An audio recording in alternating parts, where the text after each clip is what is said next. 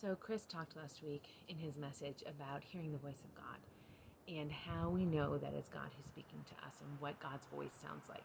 And it made me think through when are the times in my life when I've heard the voice of God, could say clearly, yes, that was God. And one particular memory immediately popped up, and I'm just going to tell you the story. So, I had moved to Amman, Jordan. I was 22 years old, and I was teaching at an international school there, and I was also going to the international church. And it was a great community for me, tons of expats, a bunch of Americans, people who understood, blah, blah, blah, all the things. Loved it. And about 6 or 8 months into my time in Jordan, the U.S. went into Iraq and chaos erupted. And although Jordan is the safest country in the world, don't let anybody tell you different, it is super safe, but still there was a ton of fear, and there was a little bit of protesting in the streets, and a lot of the expats, especially the Americans, were really fearful. So a bunch of them left. So in that context, here I am, American. I speak English pretty well most of the time, and I am young, and I love Jesus. So in that context, the church came to me and said, hey, our youth leader left. Do you want to lead the youth group?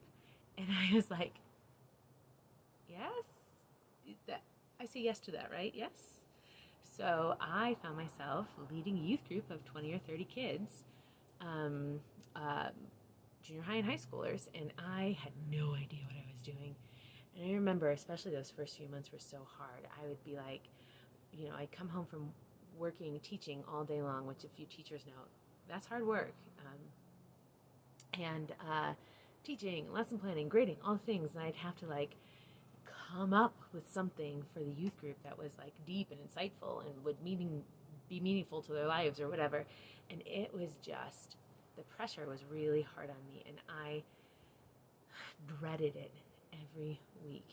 And I remember one week in particular, I was laying on the floor in my room, crying out to God and being like, God, I don't know why the people who were here before me left. I feel like, you called somebody else to this and they said no. And so now here I am doing this job and I'm not good at it. And I wish that you would send somebody who's good at this. And in that moment, God's so cool. I heard, it was almost an audible voice. The impression that I had on me was so strong. It was almost out loud. But here's the impression of what I heard from God in that moment. Laying on my floor, crying out to God, sobbing because I can't do this thing. He says to me, suck it up and go do the job I gave you. And I was like, what now? And actually, looking at it from this context now, I realize it's almost pretty much what God said to Moses, because Moses in Exodus 4 said the same thing to God. God, send someone else. I'm not good at this. And God said to Moses, go do the job I gave you. So, biblical response, I guess. But the funny part was, as you probably know, it was exactly what I needed to hear.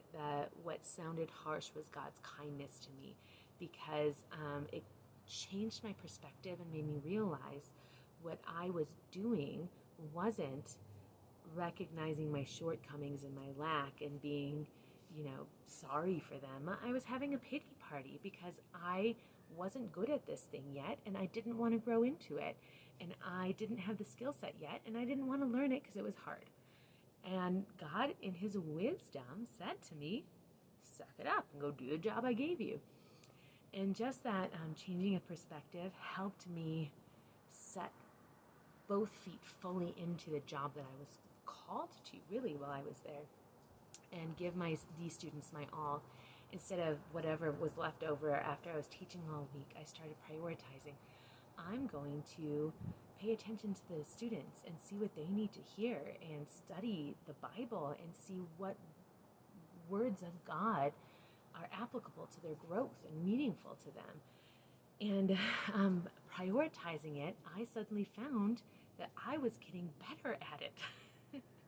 And it was the first time in my life, this is dumb, I was 23 years old, I should have known this by now, but it was the first time in my life I realized that I could grow and get better at something if I practiced it on purpose.